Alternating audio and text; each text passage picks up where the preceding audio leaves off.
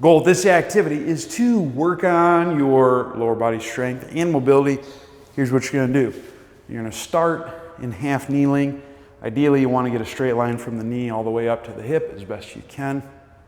From here, you're going to lean forward slightly so most of your weight is on the front foot.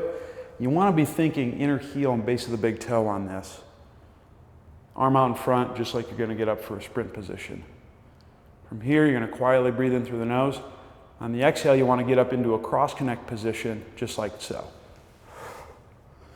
When you see the cross-connect, I'm here, I'm leaning forward. My elbow and my knee are moving towards midline. Breath of air in, exhale, and then back down at the start. So for reps, from the front, it's going to look like this. I breathe in, exhale, cross-connect, hold for a full breath.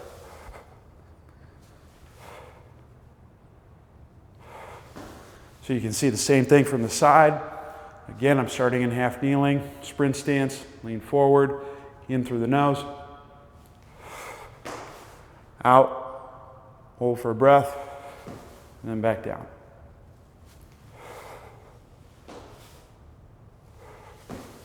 And that's how it's done.